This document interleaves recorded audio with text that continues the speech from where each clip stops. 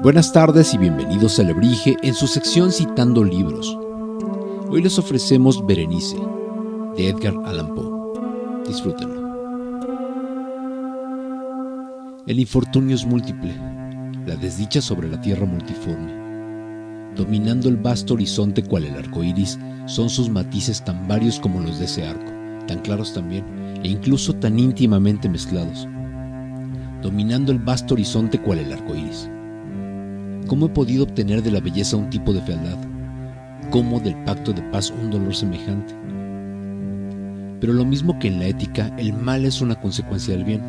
Así, en la realidad, de la alegría nace la pena. Bien porque el recuerdo de la felicidad pasada forme la angustia de hoy, o bien porque las angustias que son tengan su origen en los éxtasis que pudieron haber sido. Mi nombre de pila es Egeo. No mencionaré mi apellido familiar. Sin embargo, no hay torreones en la comarca más ilustres que los de mi triste y vetusta casa solariega. Nuestro linaje ha sido llamado raza de visionarios, y en muchos detalles nobles, en el carácter de la mansión familiar, en los frescos del salón principal, en los tapices de los dormitorios, en los cincelados de algunos pilares de la armería, pero más especialmente en la galería de cuadros antiguos, en el estilo de la biblioteca, y por último, en la particularísima naturaleza del contenido de esa biblioteca, hay más que suficientes pruebas para justificar esa creencia. Un recuerdo de mis primeros años va unido a esa sala y a esos volúmenes de los cuales no diré nada más. Allí murió mi madre, allí nací. Pero sería ocioso decir que no he vivido antes, que el alma no tiene una existencia anterior. ¿Lo niega usted? No discutamos ese tema. Convencido yo mismo no intento convencer. Allí hay, no obstante, un recuerdo de formas aéreas, de ojos espirituales y pensativos, de sonidos musicales, aunque tristes, un recuerdo que no quiere irse, un recuerdo parecido a una sombra, vago, invariable, indefinido, incierto. Y como una sombra también, me veo en la imposibilidad de deshacerme de ella mientras exista el sol de mi razón. En esa estancia nací, despertando así de la larga noche que parecía ser, pero que no era la nada, para caer enseguida en las verdaderas regiones de un país de hadas, en un palacio fantástico, en los extraños dominios del pensamiento y de la erudición monásticos.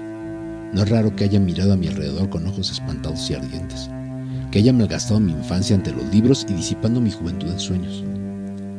Pero lo que es singular, al pasar los años y cuando el mediodía de la virilidad me encontró aún en la casa de mis padres, lo que es maravilloso en ese estancamiento que cayó sobre las fuentes de mi vida, maravilloso ese total trastrocamiento que tuvo lugar en el carácter de mis más vulgares pensamientos.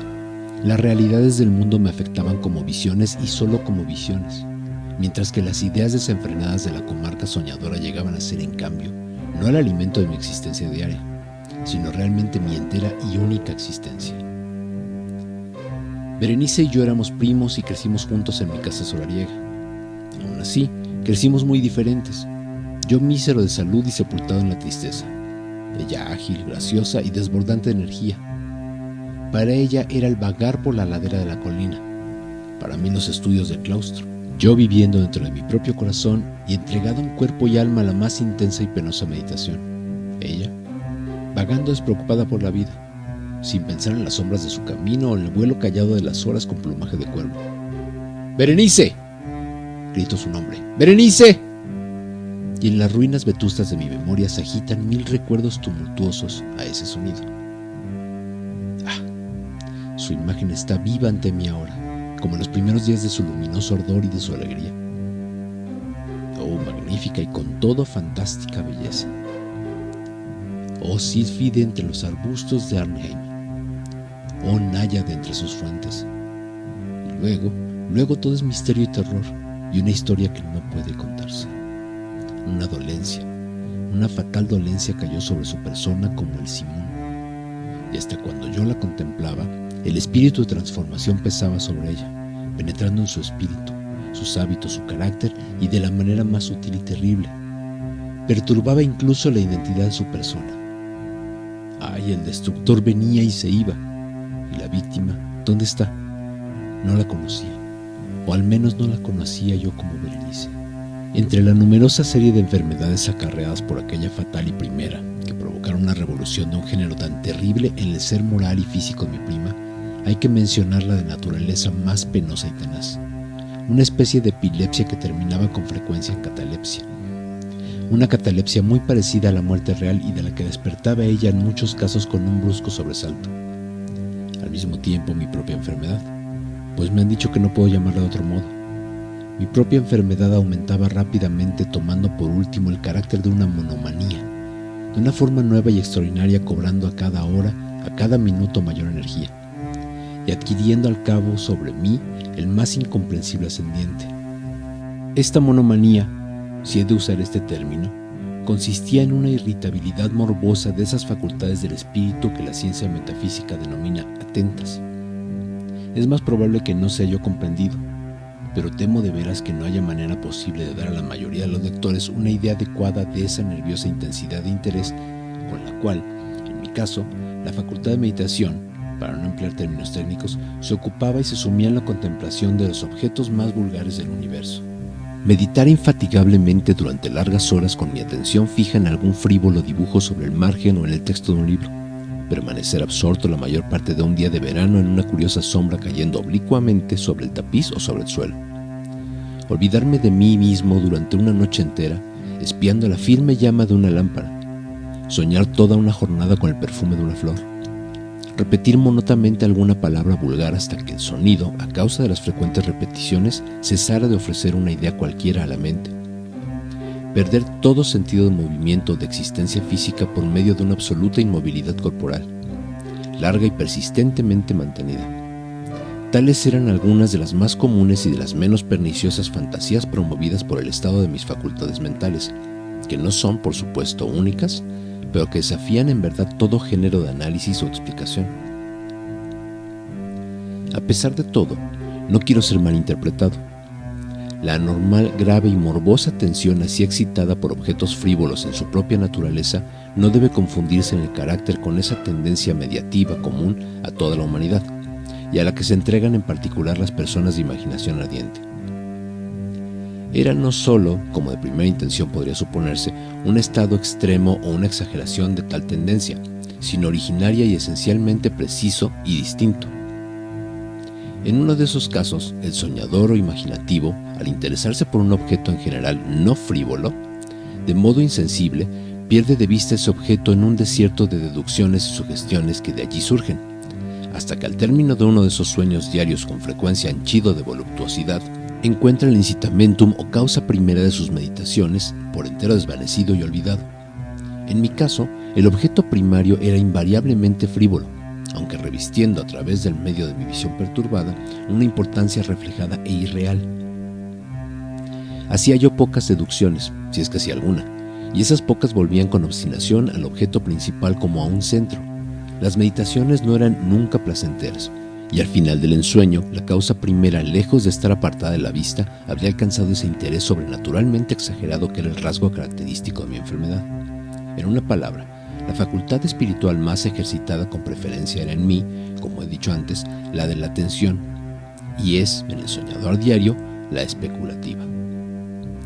Mis libros en aquella época, si no servían en realidad para irritar aquel trastorno, participaban, como debe comprenderse, ampliamente por su naturaleza imaginativa e inconexa en las cualidades características del propio mal.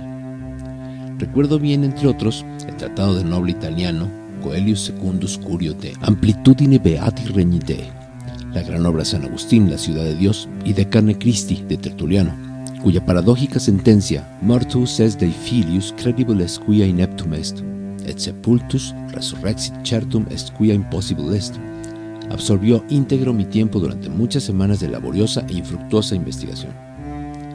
Parecerá así que, alterada en su equilibrio por cosas triviales, mi razón mostrara semejanza con esa roca oceánica de que habla Ptolomeo de Festión, que resistía de firme los ataques de la violencia humana y al más fiero furor de las aguas y los vientos, temblando únicamente al simple toque de la flor llamada asfódelo.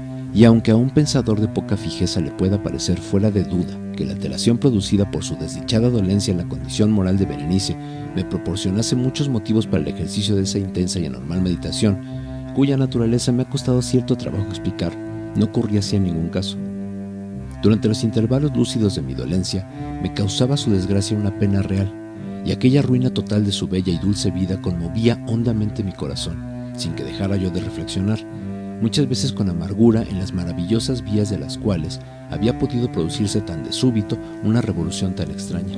Pero aquellas reflexiones no participaban de la idiosincrasia de mi dolencia, y eran tales como si le hubiesen ocurrido en circunstancias semejantes a la más ordinaria de la humanidad. Fiel a su propio carácter, mi enfermedad se manifestaba en los menos importantes pero más pavorosos cambios que tenían lugar en el estado físico de Berenice, en la singular y aterradora deformación de su identidad personal. Al correr los días más brillantes de su incomparable belleza, con toda seguridad, no la había yo amado nunca. En la extraña anomalía de mi existencia, mis sentimientos no me han venido jamás del corazón y mis pasiones han venido siempre de mi espíritu.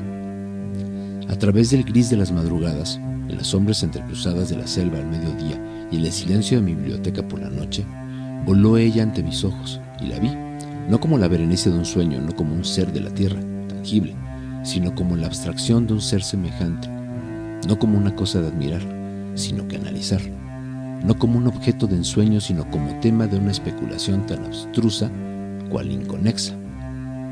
Y ahora me estremecía en su presencia y palidecía cuando se acercaba. Pero aunque lamentando amargamente su decaído y triste estado, recordaba yo que me había amado largo tiempo, y en un mal momento le hablé de matrimonio.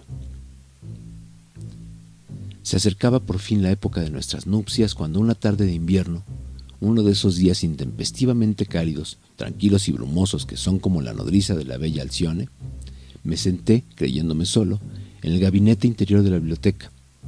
Pero al levantar los ojos vi a Berenice en pie ante mí. Fue mi imaginación excitada la influencia brumosa de la atmósfera o el incierto crepúsculo de la estancia, o el ropaje gris que envolvía su figura lo que hizo tan vacilante y vago su contorno. No podría decirlo con seguridad. ¿Acaso había nacido durante su enfermedad? No habló ella una palabra, y yo por nada del mundo hubiera pronunciado una sílaba. Un estremecimiento helado recorrió mi persona. Me oprimió una sensación de insufrible ansiedad. Una devoradora curiosidad invadió mi alma y echándome hacia atrás en el sillón, permanecí durante un rato sin respirar, inmóvil, con los ojos clavados en su figura. ¡Ay! Era excesiva su demacración y ni un solo vestigio de su ser primero se escondía en ninguna línea de aquel contorno.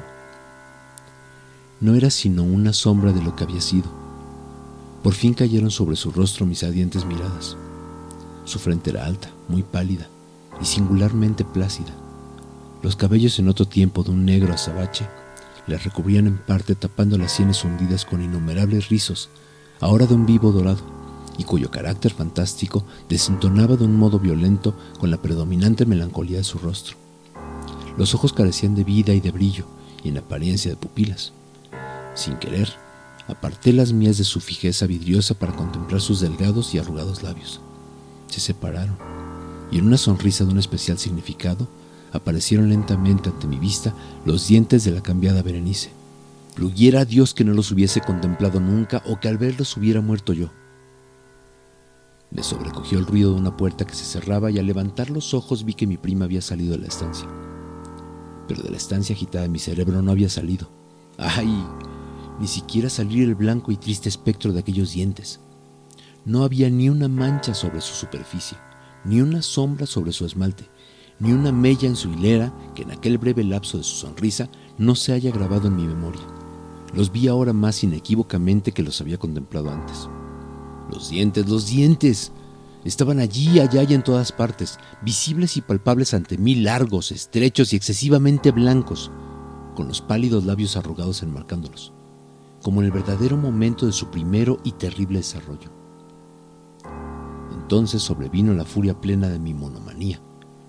Luché en vano contra su extraña e irresistible influencia.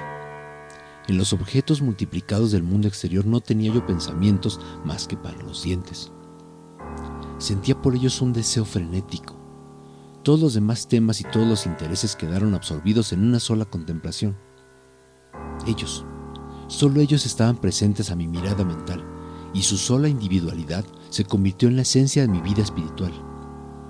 Los veía bajo todas las luces, les daba vueltas en todos sentidos, estudiaba sus características, me preocupaban sus particularidades, meditaba sobre su conformación, reflexionaba sobre la alteración de su naturaleza, me estremecía atribuyéndoles con la imaginación una facultad de sensación y de sensibilidad, e incluso sin ayuda de los labios, una capacidad de expresión moral. Se ha dicho bien de Mademoiselle Saget que tout se point tant de sentiment, y de Berenice creía yo aún más seriamente que tout se donne et un décidé. ¡Décidé! ¡Ah! He aquí el pensamiento idiota que me ha perdido. Décidé.